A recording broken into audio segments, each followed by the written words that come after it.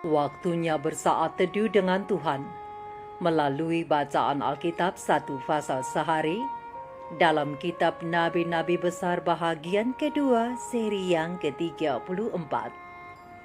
Kitab Yeremia pasal 34 dengan perikop Yeremia memberitahukan nasib terakhir Raja Zedekia dan janji kepada budak-budak Ibrani tidak ditepati. Mari baca Alkitab, mari dengar Alkitab, dan mari lakukan apa yang Allah firmankan di dalam Alkitab. Maka iman dan pengharapanmu tidaklah sia-sia. Tuhan Yesus Allah Putra, Alfa dan Omega memberkati, dan Allah Roh Kudus akan menuntun untuk memahami. Salam kasih dan doa dari Rumah Produksi Endang Silitonga Tanjung Bible Audio Ministry. Mari memulainya dengan doa dalam hati.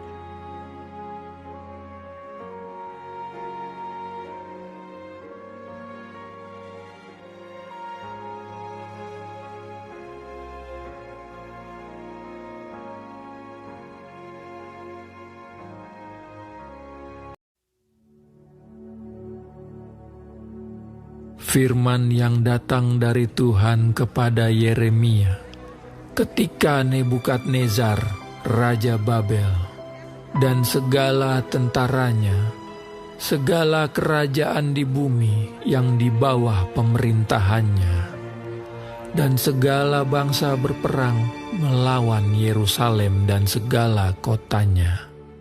Beginilah firman Tuhan Allah Israel. Pergilah berbicara kepada Zedekia, Raja Yehuda. Katakan kepadanya, beginilah firman Tuhan. Sesungguhnya aku menyerahkan kota ini ke dalam tangan Raja Babel, supaya dihanguskannya dengan api. Dan engkau sendiri tidak akan luput dari tangannya, melainkan akan pasti tertangkap dan diserahkan ke dalam tangannya. Engkau akan melihat Raja Babel mata berhadapan mata, dan ia akan berbicara dengan engkau mulut berhadapan mulut. Kemudian engkau akan pergi ke Babel. Namun demikian, dengarlah firman Tuhan, hai Zedekia, Raja Yehuda. Beginilah firman Tuhan mengenai engkau. Engkau tidak akan mati oleh pedang. Engkau akan mati dengan damai. Dan sebagaimana dinyalakan api untuk menghormati bapa-bapa leluhurmu, raja-raja dahulu yang hidup sebelum engkau, demikianlah orang akan menyalakan api untuk menghormati engkau, dan akan meratapi engkau dengan berkata, aduhai Tuhan, sungguh akulah yang mengucapkan firman ini. Demikianlah firman Tuhan. Nabi Yeremia menyampaikan segala perkataan ini kepada Zedekia, Raja Yehuda, di Yerusalem. Ketika tentara Raja Babel berperang melawan Yerusalem dan segala kota Yehuda yang masih tinggal, yaitu Lakis dan Aseka. Sebab kota-kota itulah yang masih tinggal di antara kota-kota Yehuda sebagai kota-kota yang berkubu. Firman yang datang dari Tuhan kepada Yeremia sesudah Raja Zedekia mengikat perjanjian dengan segenap rakyat yang ada di Yerusalem untuk memaklumkan pembebasan, supaya setiap orang melepaskan budaknya bangsa Ibrani. baik laki-laki maupun perempuan, sebagai orang merdeka, sehingga tidak ada seorang pun lagi yang memperbudak seorang Yehuda, saudaranya. Maka semua pemuka dan segenap rakyat yang ikut serta dalam perjanjian itu menyetujui bahwa setiap orang akan melepaskan budaknya laki-laki dan budaknya perempuan sebagai orang merdeka, sehingga tidak ada lagi yang memperbudak mereka. Orang-orang itu menyetujuinya, lalu melepaskan mereka. Tetapi sesudah itu, mereka berbalik pikiran, lalu mengambil kembali budak-budak lelaki dan perempuan yang telah mereka lepaskan sebagai orang merdeka itu, dan menundukkan mereka menjadi budak laki-laki dan budak perempuan lagi. Lalu datanglah firman Tuhan kepada Yeremia, bunyinya, Beginilah firman Tuhan, Allah Israel. Aku sendiri telah mengikat perjanjian dengan nenek moyangmu pada waktu aku membawa mereka keluar dari tanah Mesir, dari tempat perbudakan. Isinya, pada akhir 7 tahun, haruslah kamu masing-masing melepaskan saudaranya bangsa Ibrani yang sudah menjual dirinya kepadamu. Ia akan bekerja padamu 6 tahun lamanya. Kemudian haruslah engkau melepaskan dia sebagai orang merdeka. Tetapi nenek moyangmu tidak mendengarkan aku dan tidak memperhatikan aku.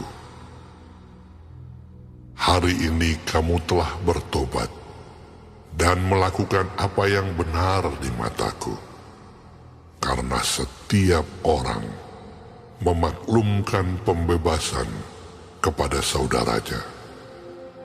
Dan kamu telah mengikat perjanjian di hadapanku, di rumah yang atasnya namaku diserukan. Tetapi kamu telah berbalik pikiran dan telah menajiskan namaku. Kamu masing-masing telah mengambil kembali budaknya laki-laki dan budaknya perempuan yang telah kamu lepaskan sebagai orang merdeka menurut keinginannya, dan telah menundukkan mereka supaya mereka menjadi budakmu laki-laki dan budakmu perempuan lagi. Sebab itu beginilah firman Tuhan, kamu ini tidak mendengarkan aku, agar setiap orang memaklumkan pembebasan kepada sesamanya dan kepada saudaranya. Maka sesungguhnya aku memaklumkan bagimu pembebasan. Demikianlah firman Tuhan. Untuk diserahkan kepada pedang, penyakit sampar dan kelaparan. Aku akan membuat kamu menjadi kengerian bagi segala kerajaan di bumi.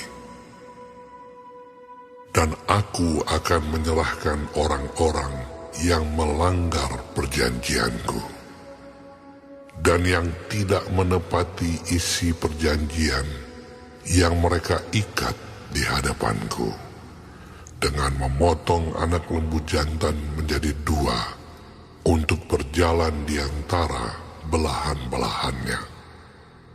Pemuka-pemuka Yehuda, pemuka-pemuka Yerusalem, pegawai-pegawai istana, imam-imam, dan segenap rakyat negeri yang telah berjalan di antara belahan-belahan anak lembu jantan itu. Mereka akan kuserahkan ke dalam tangan musuh mereka, dan ke dalam tangan orang-orang yang berusaha mencabut nyawa mereka, sehingga mayat mereka menjadi makanan burung-burung di udara dan binatang-binatang di bumi.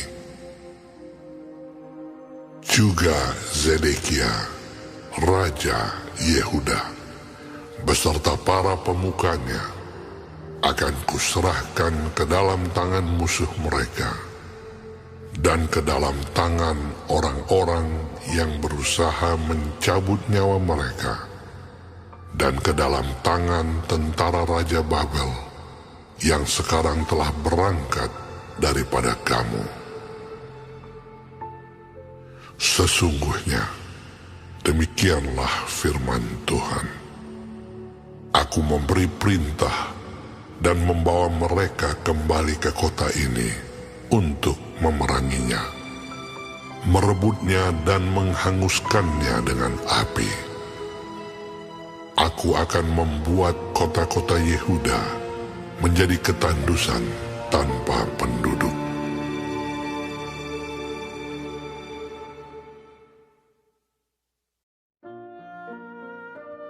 Kita telah menyelesaikan bacaan Alkitab 1 pasal sehari dalam kitab Yeremia pasal yang ke-34. Sedikit perenungan melalui pasal ini tentang akibat ingkar janji dengan ayat panduan perenungan. Terang besar Alkitab Yeremia 34 ayat 15 dan ayat yang ke-16 dengan bunyi nas. Hari ini kamu telah bertobat dan melakukan apa yang benar di mataku, karena setiap orang memaklumkan pembebasan kepada saudaranya. Dan kamu telah mengikat perjanjian di hadapanku, di rumah yang atasnya namaku diserukan.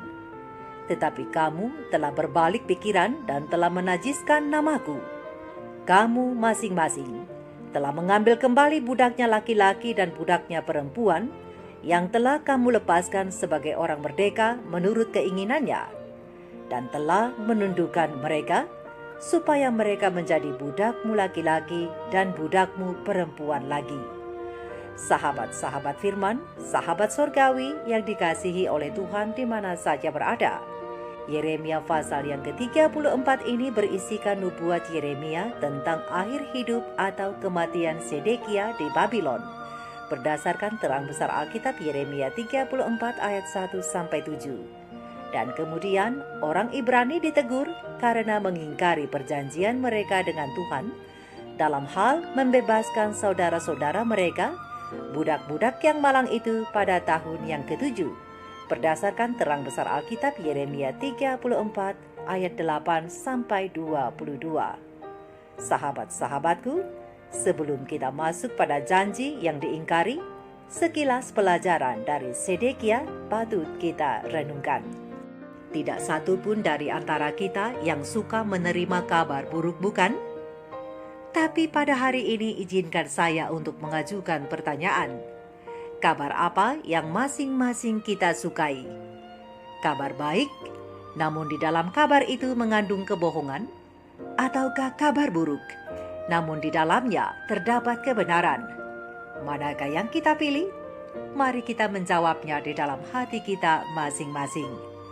Sahabat-sahabat surgawi, Raja Zedekia menerima kabar buruk dari Nabi Yeremia bahwa tentara Nebukadnezar, Raja Babilonia, akan merebut dan menghancurkan Yerusalem, dan kota itu akan di bumi hanguskan.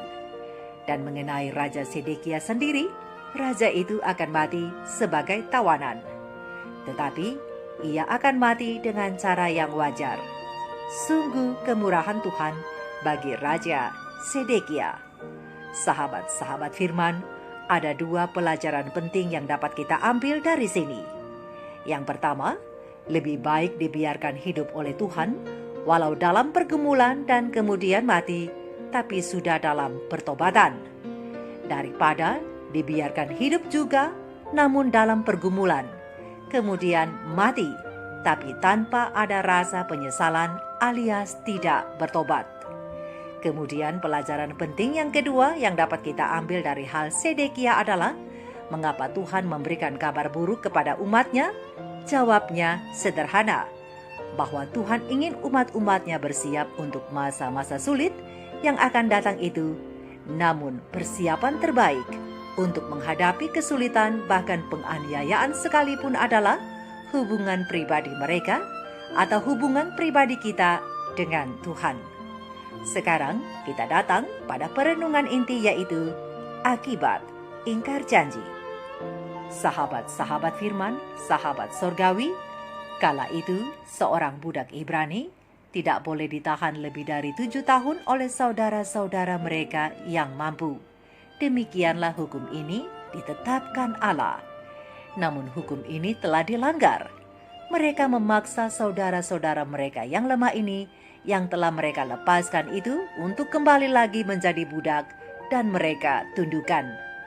Ingat, mereka-mereka yang berpikir untuk menipu Tuhan dengan pertobatan semu dan reformasi setengah-setengah sedang melakukan penipuan terbesar pada jiwa mereka sendiri.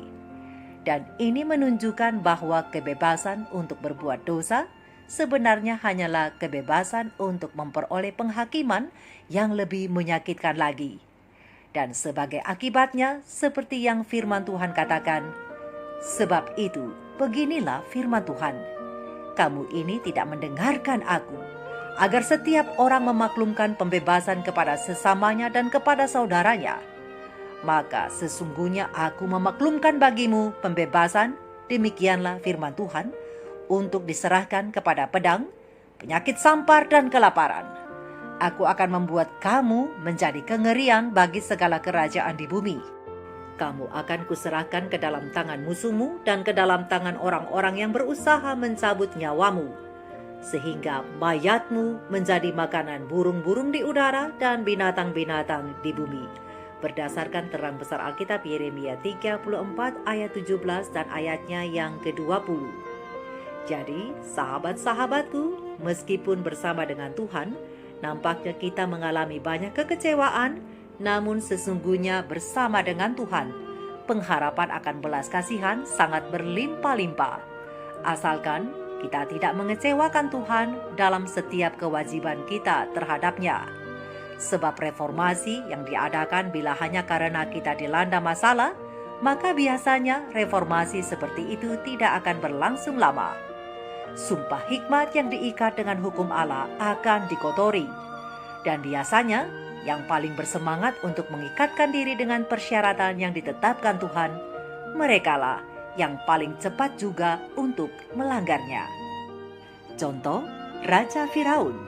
Pena Ilham Ilahi Roh Nubuat Kebahagiaan Sejati halaman 26 alinea kedua menjelaskan bahwa yang membuat pengakuan hanya terdorong oleh rasa bersalah karena perasaan khawatir akan hukuman yang dahsyat dan satu pandangan yang menakutkan atas penghukuman yang dijatuhkan kepadanya.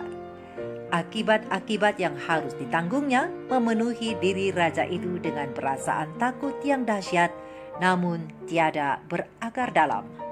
Sahabat-sahabat firman dapat mencatat bahwa pengakuan yang hanya terdorong oleh rasa bersalah karena perasaan khawatir akan hukuman yang dahsyat dan satu pandangan yang menakutkan atas penghukuman yang dijatuhkan tidak akan berakar dalam.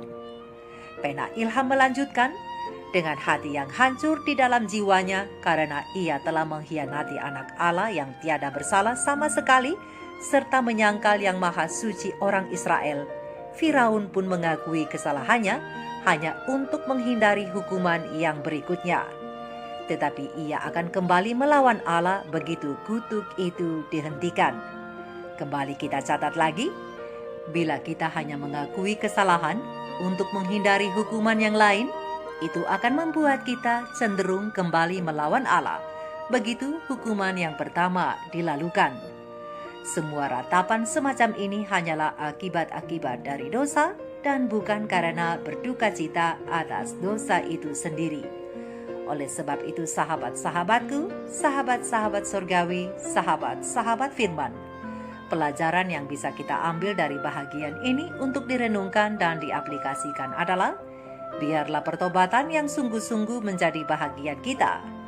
Dan kiranya pertobatan yang sungguh-sungguh itu dapat membuat kita melihat ke dalam diri kita Semoga kita dapat hidup benar dan menjadi orang benar.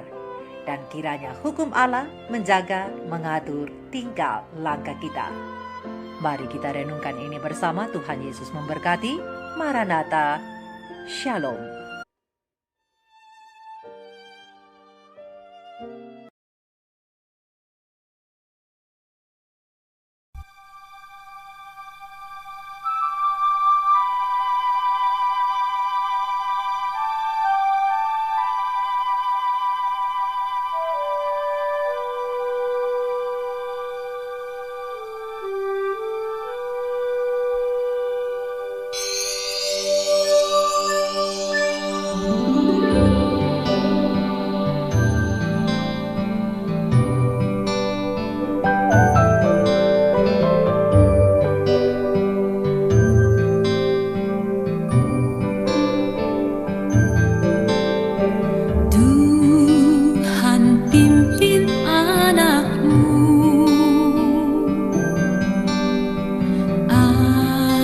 Agar tidak tersesat, akan jauhlah seteru bila kau tetap dekat. Tuhan pimpin arus hidup menderas, agar jangan ku sesat. Pegang tanganku erat.